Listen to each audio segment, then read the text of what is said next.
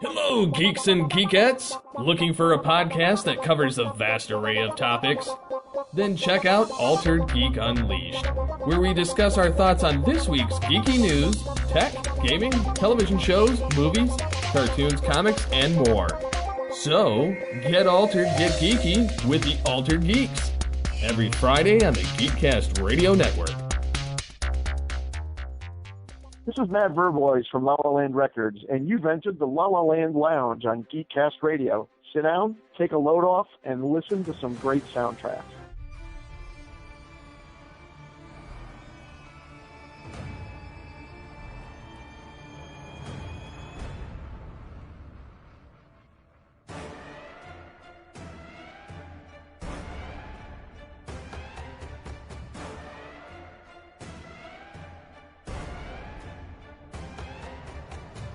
Hello everyone and welcome to the LALA Land Lounge here on the GeekCast Radio Network. I'm of course TFU and Mike, and this is of course the GeekCast Radio flagship podcast here on GCRN. And yeah, it's time for the LALA Land Lounge episode 3. Hope everyone had a chance to check out my new interview with Matt Verbois and MV Gerhardt of LALA Land Records. We talked about San Diego Comic-Con, upcoming releases from LALA Land Records, Supergirl, Flash, DC Animated Universe, all that good stuff. Today, I am here to give my reviews of the Flash Season 2 and Supergirl Season 1 scores released from LALA Land Records, composed by Blake Neely. I have been loving The Flash. I've loved the show since the very first episode of Season 1. When the Season 1 soundtrack came out, which I believe Steve and I already talked about in this podcast, I don't remember.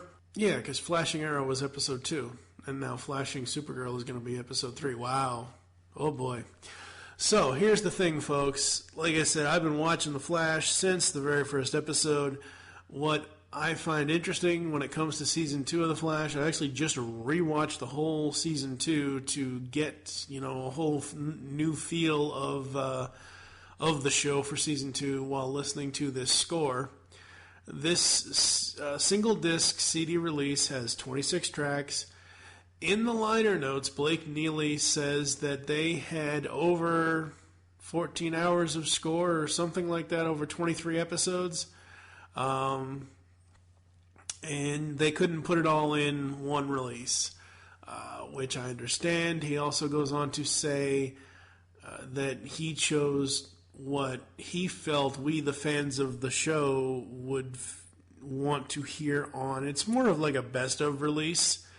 It does not have the main theme. It does not have the closing theme. That's one thing, and I got to go back and look at the Flash Season 1 score. That's one thing I don't think that's on these releases, is the closing theme of the show. I could be wrong, and please, Mr. Blake Neely, if I'm wrong, I'm sorry.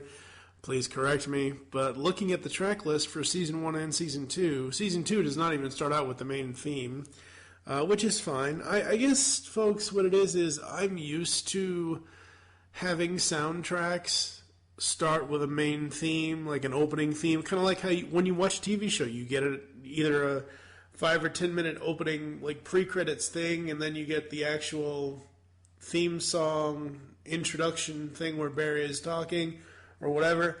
I'm used to that. I'm used to a main theme and an ending theme to bookend my soundtrack. So the Flash not having that just kind of warps my senses a little bit. Even though that's the case for me, I still love this music. Season 2 of The Flash, Blake Neely, man, you outdid yourself, because the tone of Season 2 takes a slightly darker turn. They've moved into more streamlined storytelling in the show. When The Flash started, the first, I'd say, 5 or 6 episodes, maybe 3 of those were Villain of the Week. And as the first season went on, they went into this unique Flashpoint timeline, storyline thing leading up to the Flashpoint paradox and all that and everything else. With Season 2, they kick it up a notch and give you music that you just wouldn't expect to hear, I guess. I don't know. What I love about Season 2 of The Flash with the score from Blake Neely is how diverse these tracks are from the first season's music. He has taken the themes, we all know every show, whether it's a television show, movie, cartoon, whatever, the main hero always has a main theme. And he intersperses that into unique tracks as the show goes on, as the episodes go on. So that's very, very interesting and very, very cool. Some of my favorite tracks here on The Flash Season 2. Track 1, obviously, How It Ended, The Reluctant Hero. Love that track. I love the way it sounds. I love the tonal shifts that are in that a little bit. New Firestorm, basically creating a theme song for the new Firestorm. That was cool. Really dug that. Welcome to Earth 2. I mean, hello, this is the first time that they're going to one of the other Earths. So hearing that music was really cool. I think after re-listening to this and after rewatching The Flash Season 2, I have to say that this is some of the best television music I've heard for a TV show in a very long time. It's unique. It's upbeat yet dark. There are times where the themes in Season 2 of The Flash, the music is not... It's not all bright and shiny and new anymore, because obviously the way the story is going and it's getting more serious, and I like that. I like those serious tones. I also do like those fun, upbeat tones as well. What I think is interesting about The Flash Season 2 is how Blake Neely was able to match the music to fit the story, and that's what all composers do essentially when they're, working for television or film or whatever, but still, the music by itself, it tells a story, and as I've said many times on the GCRN before, I have to watch the music in context. So, like I said, I just finished watching The Flash Season 2 on Netflix right before I recorded this, before I re-listened to the score again. I listened to the score again so I could hear the subtleties that sometimes you can't get when you're watching the show, because, you got talking and action and explosions and all that. So that's one of the reasons why I love soundtracks, and I'll say that till my lips fall off, that it's so nice to immerse myself in the music, and I can really know what or remember what is, that's Grodd's entrance, or that's Grodd's theme, or that's when Vandal Savage arrives, or whatever. Go check this out, folks, please. The Flash Season 2, only at LALA Land Records, lalalandrecords.com. I'm going to come back, and we are going to head to National City, folks, right after this, talking to Supergirl Season 1 from Blake Neely and LALA Land Records. You don't have to do this, Barry. This is my fight. One for all and all for... You guys have 3 musketeers here, right? All for one. All right, folks, and it's time to go up, and away here inside the LALA Land Lounge, where I'm going to talk about Supergirl Season 1. Supergirl Season 1 score from Blake Neely, I wasn't sure what to expect from it. And honestly, I wasn't sure what to expect from Supergirl overall, considering it started at CBS and is now on the CW for Season 2, thank God.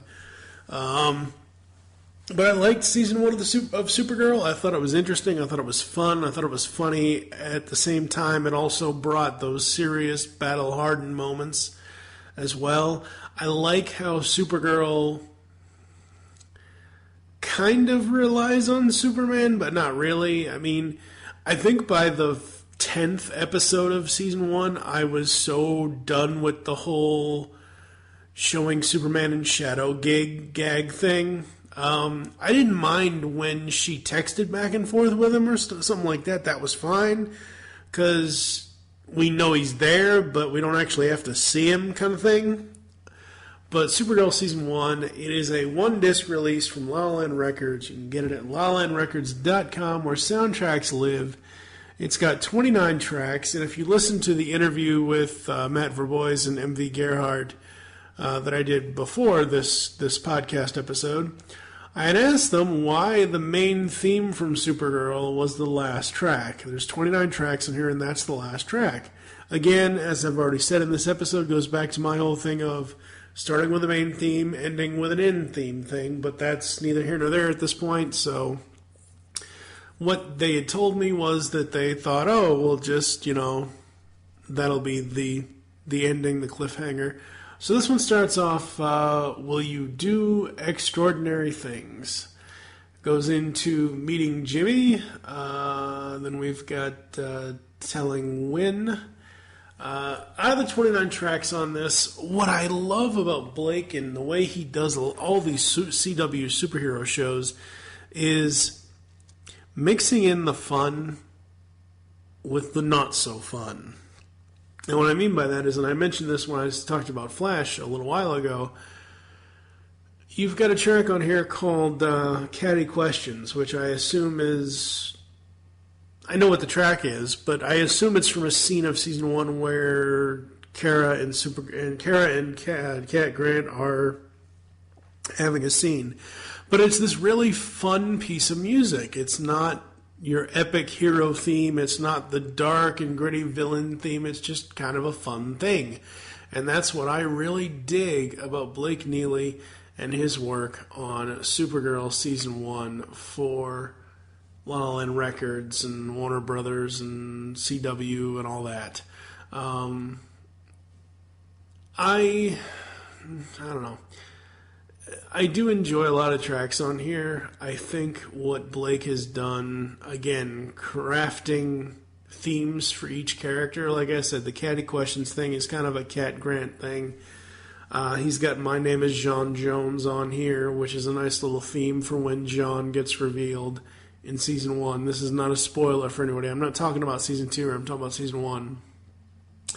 Confronting Maxwell Lord is track 12. And a lot of these have, some start out really epic and flourishing beats and waves, and then some start off really slow and subtle, which is very, very cool. Absolutely dig it. You can hear it for yourself, folks. Check this score out. Seriously. It's by far one of my favorites. I mentioned earlier in the episode that I had watched all of Season 1 again for Supergirl in prep for this. And hearing the music in with the show, but also hearing it outside of the show, I can really immerse myself in the world of National City and Supergirl and Kara and all that stuff. Absolutely dig it. I think another one of my favorite tracks, and the reason why it is a favorite track for me, again, is another one of those kind of soft moment tracks where it's number 10 called Chatting with Clark. And this was at the point where I believe she was texting him in that one episode of Season 1.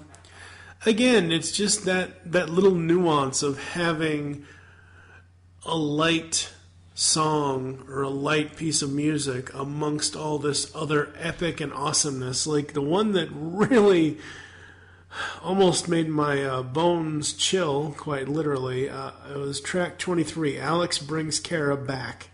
This is a 3-minute, 30-second track, folks, and wow, does it start off really, really awesomely. I can't even describe how awesome this is, but it's not dark, it's not light. Alright, well, there you go, it's evil. It just sounds so evil at the beginning of this.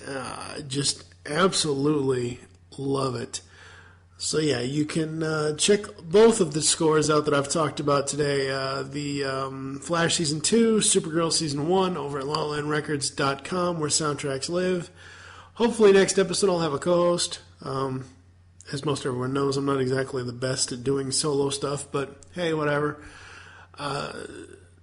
I'm not sure what we'll cover next time for La La Land Records. We might do Johnny Quest. They just released the Johnny Quest cartoon music CD score for the first time ever, so we might do that. I'm not sure. I know Steve and I are going to do The Killing Joke at some point and a few other things, so stay tuned for that.